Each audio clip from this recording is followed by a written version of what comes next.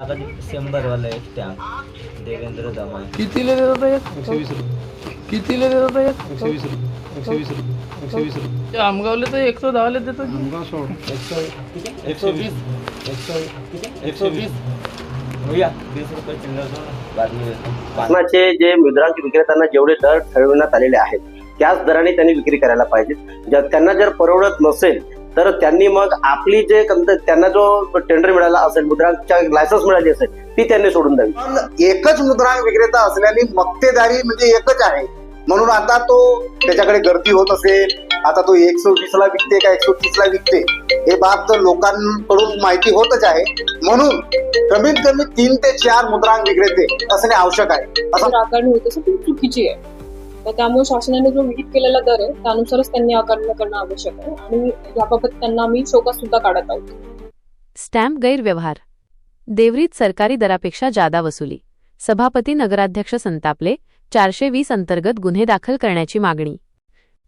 नमस्कार, सत्य को जानो न्यूजमध्ये आपलं स्वागत आहे. तहसील कार्यालयात स्टॅम्प विक्रीत गैरप्रकार उघड. देवरी तहसील कार्यालय परिसरात न्यायालयीन स्टॅम्प विक्रीत सर्रासपणे अनियमितता आणि नागरिकांची फसवणूक सुरू असल्याचे उघड झाले आहे. शासनाने निश्चित केलेल्या किमतीपेक्षा जास्त रक्कम आकारण्यात येत असल्याचे नागरिकांनी सादर केलेल्या पुराव्यांमधून स्पष्ट झाले आहे. 100 रुपयाच्या स्टॅम्पसाठी 120 रुपयाची वसुली. हा गैरप्रकार उघडकीस आणण्यासाठी नागरिकांनी स्वतः पुढाकार घेतला. त्यांनी केलेल्या स्टिंग ऑपरेशनमध्ये ज्या स्टॅम्प पेपरची अधिकृत किंमत 100 रुपये आहे तो स्थानिक विक्रेता सर्रासपणे 120 रुपयामध्ये देत असल्याचे कॅमेऱ्यात नोंद झाले आहे. म्हणजेच प्रत्येक नागरिकाला 20 रुपयेचा अतिरिक्त भुर्दंड भरावा लागत आहे. रोज हजारो नागरिक शासकीय कामांसाठी तहसील कार्यालयात येत असताना हा प्रकार म्हणजे जनतेची उघडपणे लूट असल्याचे चित्र उभे राहिले आहे. लोकप्रतिनिधींचा संताप. सभापती अनिल बिसेन यांची कठोर कारवाईची मागणी. या गंभीर गैरप्रकारावर लोकप्रतिनिधींनी तीव्र संताप व्यक्त केला आहे. देवरी पंचायत समितीचे सभापती अनिल बिसेन यांनी जनतेच्या फसवणुकीबद्दल तीव्र नाराजी व्यक्त केली. ते म्हणाले, शासन दर निश्चित असतानाही जादा दराने विक्री करणे ही जनतेची फसवणूक आहे. प्रशासनाने यावर कठोर पाऊल उचलणे अनिवार्य आहे. आमगाव देवरी मतदारसंघाचे आमदार संजय पुराम यांनी प्रशासनाच्या ढिसाळ कारभारावर बोट ठेवत म्हटले की सार्वजनिक कार्यालयात नागरिकांची अशी फसवणूक असह्य आहे. उपविभागीय अधिकाऱ्यांनी तातडीने चौकशी करून दोषींवर तात्काळ गुन्हा दाखल करावा. नगराध्यक्ष संजू उईके यांनी या गैरप्रकाराला एकच स्टॅम्प विक्रेता असणे हे मुख्य कारण असल्याचे सांगितले. ते म्हणाले, तहसील कार्यालयाच्या प्रतिमेला धक्का देणारा हा प्रकार असून गैरप्रकार कमी करण्यासाठी स्टॅम्प विक्रेत्यांची संख्या वाढवणे आवश्यक आहे. दोषींवर तातडीने कठोर कारवाई व्हायला हवी. अधिकाऱ्यांचे वक्तव्य आणि प्रशासनावर प्रश्नचिन्ह. प्रकरण माध्यमांत आल्यानंतर उपविभागीय अधिकारी कविता गायकवाड यांनी यावर प्रतिक्रिया दिली. त्यांनी सांगितले की या प्रकाराची माहिती मिळताच संबंधित विभागाला तातडीने चौकशीचे निर्देश दिले आहेत. दोषींना शोकॉज नोटीस बजावली जात आहे. तसेच नागरिकांनी ठरलेल्या दरापेक्षा जास्त दराने स्टॅम्प घेऊ नयेत असे आवाहन करण्यात आले आहे. विक्रेत्यांची संख्या वाढवण्याचा विचारही सुरू आहे. तथापि नागरिकांनी केवळ शोकॉज नोटीसवर तीव्र नाराजी व्यक्त केली आहे. जास्त रक्कम आकारणे हा कायद्याचा भंग असल्याने नागरिकांनी दोषींवर भारतीय दंड संहिता कलम 420 फसवणूक आणि भारतीय स्टॅम्प कायदा अंतर्गत तात्काळ गुन्हा दाखल करण्याची जोरदार मागणी केली आहे. गोंदिया जिल्ह्यातील इतर तालुक्यांतही अशा तक्रारी असल्यामुळे प्रशासनाने वेळेवर कारवाई का केली नाही हा प्रश्न गंभीर ठरत आहे. शासनाचे जे मुद्रांक विक्रेत्यांना जेवढे दर ठरविण्यात आलेले आहेत त्याच दराने त्यांनी विक्री करायला पाहिजे. त्यांना जर परवडत नसेल तर त्यांनी मग आपली जे त्यांना जो टेंडर मिळाला असेल, मुद्रांकच्या लायसन्स मिळाली असेल, ती त्यांनी सोडून द्यावी. परंतु लोकांची किंवा जनतेची फसवणूक करायला नाही पाहिजे. कारण की जेवढा दर असे असणारे निश्चित केलेला आहे, जसं 100 रुपयाचा स्टॅम्प आहे ते तर 100 रुपये विकायला पाहिजेत, 500च्या आहे तर 500 मध्येच विकायला पाहिजेत. कारण की त्यामध्ये पण सुद्धा मला वाटते 3% कमिशन शासनाकडून त्यांना मिळतो आणि त्यांना दुसरी आपली जी लायसन्स आहे चालवण्याकरिता किंवा त्या बसण्यामुळे दिवसभराची रोजी आरामात निघते. त्याच्यामुळे जनतेची फसवणूक करण्याची तयारी जनतेची फसवणूक करायला नाही पाहिजे. जेवढ्याचा स्टॅम्प आहे तेवढ्याच मध्येच त्यांनी विकायला पाहिजेत. आता आपण एक पदाधिकारी सभापती म्हणून आता प्रशासनाला म्हणजे उपविभागीय अधिकारी किंवा जिल्हा अधिकारी यांना पत्राद्वारे किंवा फोनद्वारे माहिती देणार काय यावर कारवाई करण्याकरिता? मला असं वाटते की आपल्या तालुक्यामध्ये मुद्रांक विक्रेता जर विचार केला तर लायसन्सधारक फक्त एकच दिसतो.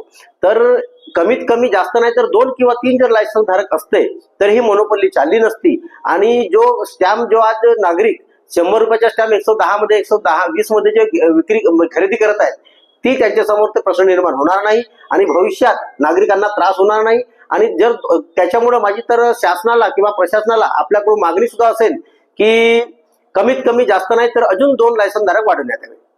मी संजय विखे, नगराध्यक्ष नगरपंचायत देवरी. माझ्या लक्षात आणि माझ्याकडे नगरपंचायतलाही तक्रारी आली लोकांचे. त्या अनुषंगाने मी 5व्या महिन्यामध्ये आपल्या सर्वसाधारण सभेमध्ये एक ठराव घेण्यात आलेला होता. कारण लोकांची मुद्रांक खरेदीबाबत जे गैरसोय निर्माण होत आहे, देवरी शहरामध्ये जे अनेक लोकांचेही तक्रारी आले आपल्याकडे आणि तालुक्याच्या वतीने तक्रारी आले. आणि आपला मुद्रांक विक्रेता देवरी तालुका आणि तहसील कार्यालय एकच आहे आणि एकच मुद्रांक विक्रेता आहे. त्यामुळे एकच मुद्रांक विक्रेता असल्याने अनेक गैरप्रकार आणि अनेक गैरसोयी ह्या ठिकाणी होत आहेत. म्हणून आम्ही आमच्या सर्वसाधारण सभेमध्ये एक ठराव मंजूर